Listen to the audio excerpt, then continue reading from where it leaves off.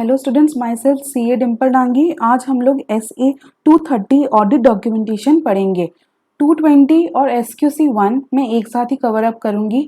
तो आज हम लोग SA 230 करते हैं, ऑडिट डॉक्यूमेंटेशन। इस SA का ऑब्जेक्टिव क्या है? एक तो ये बताता है कि किस बेसिस पे ऑडिटर का रिपोर्ट बना है, और ये बताता है कि जो भी ऑडिट हुआ है वो ऑडिट प्लान एंड परफॉर्म्ड हुआ है एज पर एसेज। तो यहाँ ये फुल नोट्स है, आप इनको रेफर करना प्लीज़, एक बार इसको पढ़ लेना तो आपको समझ में आ जाएगा कि कैसे क्या नोट्स बने हैं।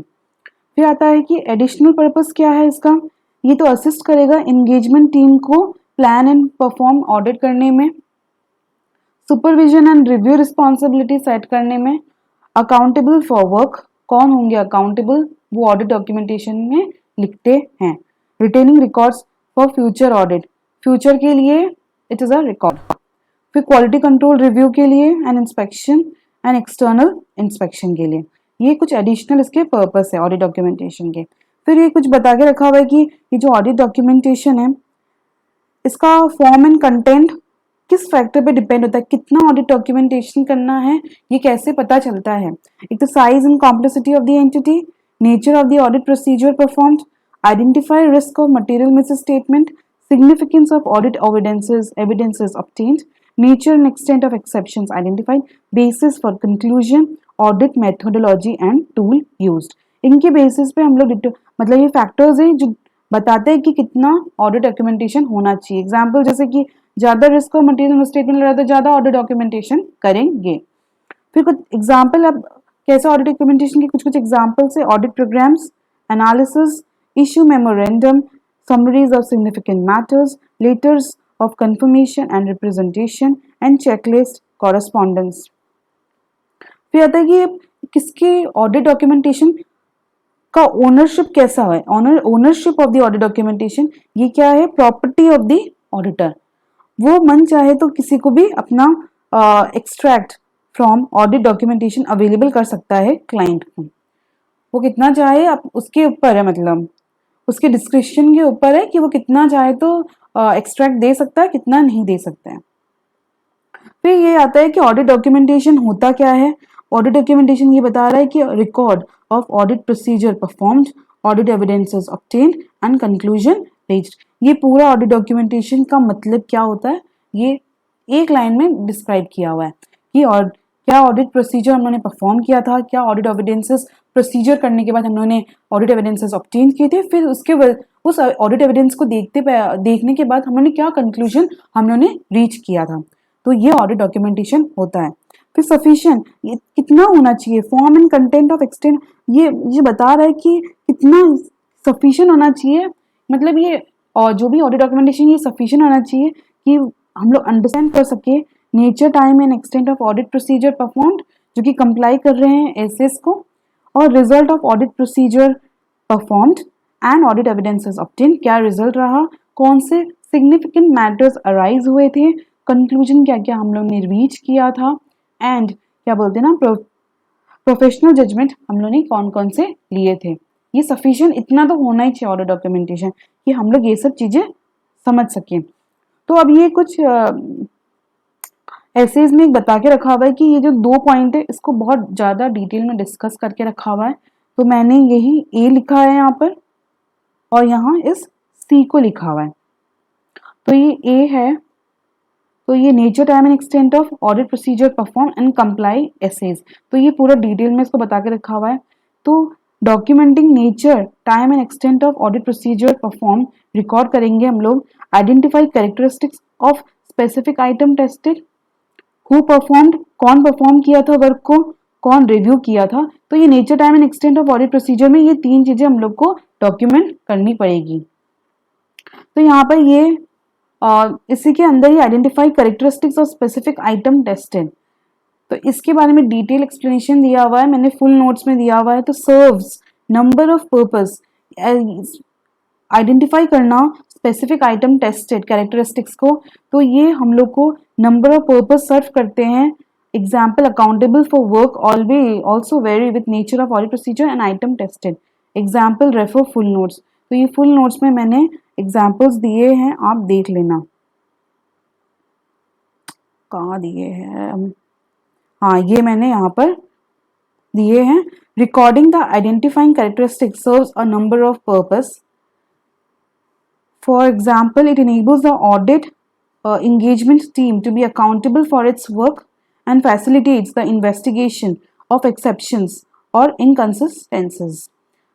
Identifying characteristics will vary with the nature of audit procedure and the item or matter tested. For example, एक detail test करने के लिए of entity generating purchase order, the auditor may identify the document selected for testing by the dates. हम लोग क्या करेंगे, by the test से select करेंगे and the unique purchase order number. तो ये एग्जांपल्स हैं, ये आप पढ़ लेना एक बार. फिर आता है नॉट. ये प्रैक्टिकल नहीं है कि हम लोग एक एक चीज रिकॉर्ड करें, हर एक every matter every professional judgement हम लोग रिकॉर्ड करें. अननेसेसरी प्लस अननेसेसरी होगा document separately. Compliance with matter for which compliance demonstrated by documents. और ये अननेसेसरी भी होगा अगर डॉक्यूमेंट्स ही separately compliance with matters for which compliance demonstrated by laws. जो किसी का, और ये अननेसेसरी भी होगा अगर कोई भी हम लोग डॉक्यूमेंट्स है वो खुद ही बता रहा है कि हाँ आपने कंप्लाई किया है, आपने कंप्लाई किया है ऐसे, इसको वो खुद ही डॉक्यूमेंट बता रहा है तो अलग से आपको लिखने की जरूरत नहीं है. एग्जाम्पल देखिए, डॉक्यूमेंटेड ऑडिट प्लान ये बताता है कि हाँ सच में ऑडिट प्लान ही था. डॉक्यूमेंटेड ऑडिट प्लान को हम लोग ऐसे लिखेंगे नहीं कि हमने डॉक्यूमेंट किया था ऑडिट प्लान को, वो खुद ही बता रहा है कि हाँ आपने ऑडिट को प्लान किया था. हम लोग को लिखना नहीं होगा कि हम लोगों ने ऑडिट प्लान किया था, क्योंकि डॉक्यूमेंटेड ऑडिट प्लान को देखने से ही सबको पता चल रहा है कि हाँ आपने प्लानिंग की थी अपनी ऑडिट को. साइन इंगेजमेंट लेटर देखने से समझ में आ रहा है कि हाँ आप इंगेजमेंट लेटर आपने एंटर किया था मैनेजमेंट के साथ, तो आपको ये अलग से डॉक्यूमेंट करने की जरूरत नहीं है. तो ये यही चीज बता रहा है ये पॉइंट. क्वालिफाइड ओपिनियन दिया है, इसका मतलब क्या आपने एसएस को कंप्लाई किया है. और requirement that apply generally throughout the audit, there are number of ways compliance demonstrated in the audit file. अब मैंने सी बताया था कि आपको significant matter arising conclusion reach and significant professional judgement made, इतना आपको लिखना पड़ेगा ऑडिट डॉक्यूमेंटेशन में. तो सिग्निफिकेंट मैटर्स एग्जांपल्स क्या क्या है, जो कि सिग्निफिकेंट रिस्क अराइज कर रहा है कोई भी मैटर, तो वो आपको लिखना पड़ेगा. Result of audit procedure performed indicates, कुछ ऑडिट प्रोसीजर परफॉर्म करने के बाद हम लोग को पता चल रहा है कि फाइनेंशियल स्टेटमेंट जो मटेरियल मिसस्टेटेड है, need to revise previous assessment of risk of material misstatement और प्लस रिस्पॉन्स जो मैंने लिया था. और सर्कमस्टेंसेस जहां सिग्निफिकेंट डिफिकल्टी आ रही है कोई ऑडिट प्रोसीजर को अप्लाई करने में.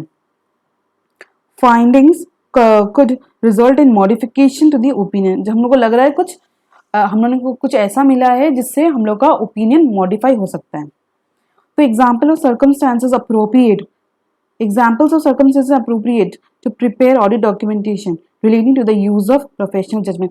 अब ये लोग बता रहे हैं कि प्रोफेशनल जजमेंट, क्योंकि यहाँ पर बताया था कि आपको आप लोग को सिग्निफिकेंट मैटर्स रिकॉर्ड करना है, conclusion reach and significant professional judgement भी रिकॉर्ड करना है आपको. अब तो सिग्निफिकेंट प्रोफेशनल जजमेंट एग्जांपल्स दिया हुआ, मतलब एग्जांपल्स दिए कुछ सर्कमस्टांसेस के जहाँ पर प्रोफेशनल जजमेंट यूज किया है और उसको हम लोग को रिकॉर्ड करना पड़ेगा. रिक्वायरमेंट प्रोवाइड करता है auditor shall consider certain information significant to engagement. Reasonableness of the area of subjective judgement, जहाँ हम लोगों ने अकाउंटिंग एस्टिमेट्स यूज किए वो हम लोग को डॉक्यूमेंट करना होगा. ऑथेंटिसिटी ऑफ द डॉक्यूमेंट के लिए भी रिकॉर्ड करना पड़ेगा, जब हम लोग को ऑडिटर को बिलीव लगता है कि डॉक्यूमेंट ऑथेंटिक नहीं है. फिर आता matter arising after the date of auditor's report, उसके लिए क्या करना है, जो भी मैटर ऑडिटर रिपोर्ट के इशू करने के बाद आया है तो उसका क्या करना होगा. तो यहाँ ये लोग ने बोला जैसे एक्सेप्शनल सर्कमस्टांसेस, इंडेक्स में भी पढ़ा था हम लोग ने ये चीज. If in the exceptional circumstance, अब एक्सेप्शनल सर्कमस्टांसेस का मतलब क्या होता है, एग्जाम्पल क्या है एक्सेप्शनल सर्कमस्टांसेस का, जो फैक्ट ऑडिटर को पता चला ऑडिटर रिपोर्ट के इश्यू करने के बाद, और क्या बोलते हैं date and but which existent at that date and which is opinion cause financial statement amended after auditor's report date but which existent at that date. जब वो कोई भी फैक्ट बाद में आया ऑडिटर रिपोर्ट इशू करने के बाद, पर उसका एग्जिस्टेंट ऑडिटर रिपोर्ट इशू करते समय था, तो उसको बोलेंगे हम लोग एक्सेप्शनल सर्कमस्टेंसेस। और उसको लगता है कि वो उस फैक्ट के वजह से उसको लगता है कि वो फाइनेंशियल स्टेटमेंट को वो मॉडिफाई ओपिनियन देगा। तो अब इस एक्सेप्शनल सर्कमस्टेंसेस का हम लोग क्या करें? तो वो बोलता है कि if in the exceptional circumstances, तो आप क्या करो, परफॉर्म करो न्यू या additional audit procedure. New conclusion after auditor report date, then auditor shall document. Auditor को क्या डॉक्यूमेंट को रिकॉर्ड करना पड़ेगा। डॉक्यूमेंट क्या करना पड़ेगा उसको? सर्कमस्टेंसेस एनकाउंटर्ड, क्या सर्कमस्टेंसेस आए थे, क्या आपने नए ऑडिट प्रोसीजर परफॉर्म किए एंड किसने इसको रिव्यू किया है, ये आपको बताना पड़ेगा। फिर आता है फाइनल ऑडिट फाइल। असेंबली करते हैं हम लोग, तो ये कंप्लीट हो जाना चाहिए not more than 60 days after the date of auditor report. 60 दिनों 60 डेज के अंदर अंदर डेट ऑफ ऑडिटर्स रिपोर्ट की ये असेंबल हो जाना चाहिए। एंड रिटेंशन कब तक करेंगे हम लोग? 7 ईयर्स से कम तो करना ही है फ्रॉम द ऑडिटर्स रिपोर्ट, और if later from the date of group auditor's report. ये MCQs में आते हैं question. Changes if administrative in nature, तो अब जैसे कुछ कुछ चेंजेस हम लोग कर सकते हैं ऑडिट के फाइल के अंदर, मतलब तो वो क्या क्या है, मतलब पर वो एडमिनिस्ट्रेटिव होना चाहिए, तभी हम लोग चेंज कर पाएंगे, हम तो नहीं चेंज करवाएंगे। जैसे कि डिलीटिंग कर रहे हैं सुपरसीडेड डॉक्यूमेंट्स, सॉर्टिंग कर रहे हैं, क्रॉस रेफरेंसिंग कर रहे हैं वर्किंग पेपर्स का, साइनिंग ऑफ कर रहे हैं, completion checklist, documenting audit evidences.